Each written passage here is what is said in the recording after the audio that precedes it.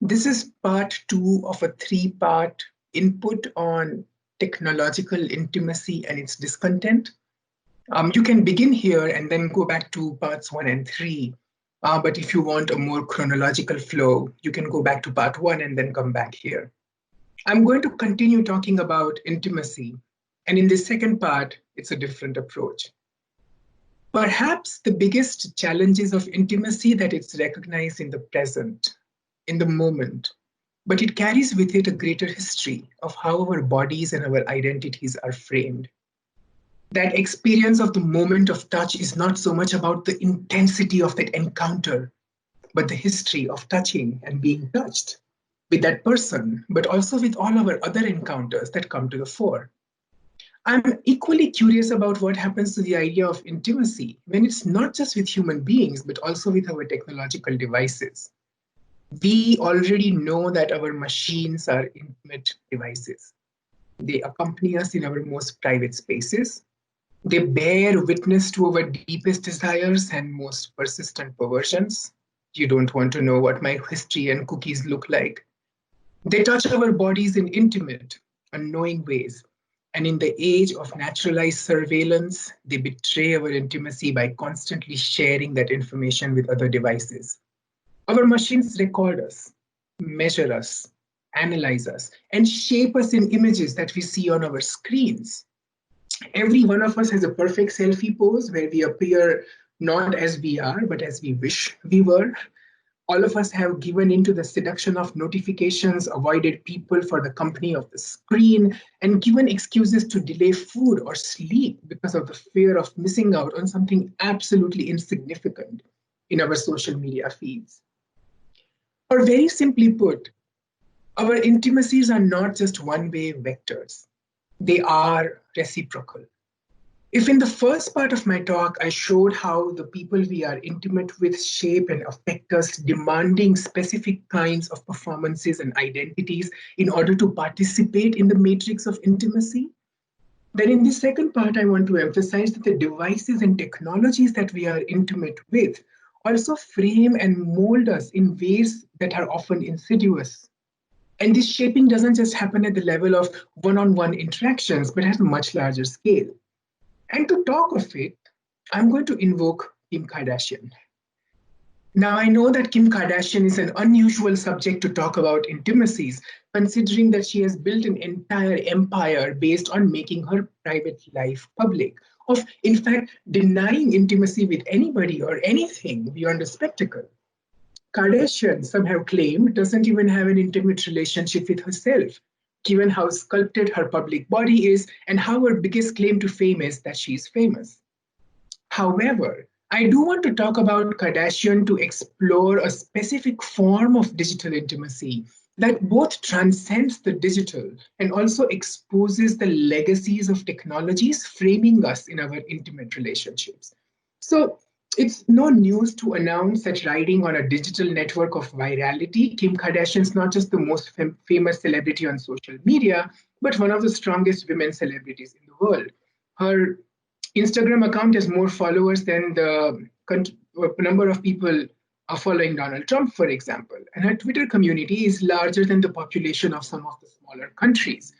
Kardashian, in fact, is so powerful that in 2016, Paper Magazine did a photo shoot of Kim with the hashtag Break the Internet.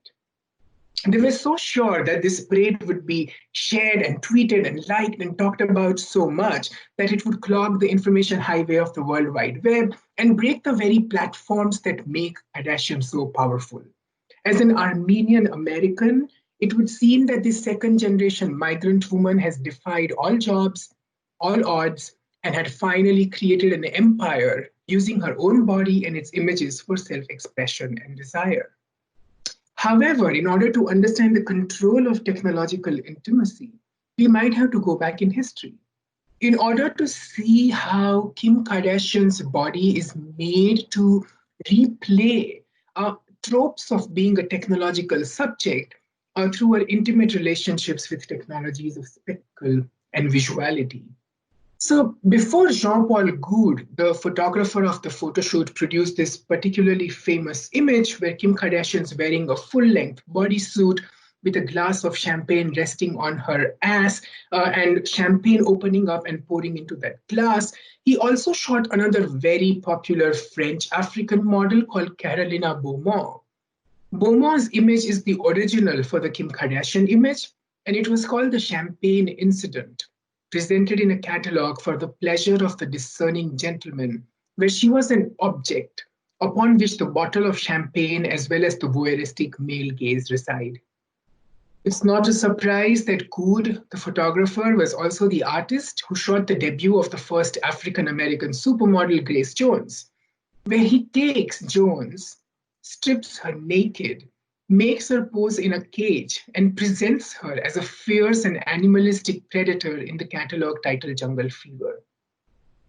In Kardashian, Beaumont, and Jones, three women of color captured in a visual through specific technologies, there are reminders of perhaps another traumatic story. The story of Sarah Saartjie Baartman, or as she was then called, the hoity-toity Venus, who was also made viral. Shared through the technologies of colonialism, Sarah was a Khoi woman from South Africa who was made to go viral as she was moved from home onto a ship and presented in the British museums, naked, as an object, with an emphasis on her breasts and hips to justify the program of slavery. The rhetoric was that Baartman, despite being a woman, was so monstrous and different from the delicate English lily of womanhood that she represented a subspecies of lesser human beings who could be enslaved and owned. Baartman died in England in Great Depression and solitude, constantly connected, but extremely lonely. And even in her death, she was not given the freedom to escape the spectacle. Her body was preserved for public display, and it was only in 2016 that her remains were finally sent home to be laid to rest. The way our bodies are framed, seen, consumed, shared, controlled, and made public has a deep and intimate relationship with technologies. The question of race, of otherness, of gender and exclusion are coded deeply in these technological devices. A history of technology is a history of race, and a history of how only certain people were afforded the privileges of privacy, intimacy, and dignity. For Sarah Baartman, openness meant very different from those of us who champion it as an individual right. For Beaumont and Kim Kardashian, surveillance or making themselves open to public scrutiny was a key to their survival. And they subject themselves to it in ways that we would find radically problematic as we hold on to our ideas of private and intimate. In the second part of my talk, then, I want to take a pause and remember that the moment of intimacy, personal or technological, is fraught with histories, with micro and macro aggressions, and needs to be understood in legacies of larger technological complexes of war, colonization, and exploitation, rather than just the personal encounter with a blinking, deep beeping device. Thank you.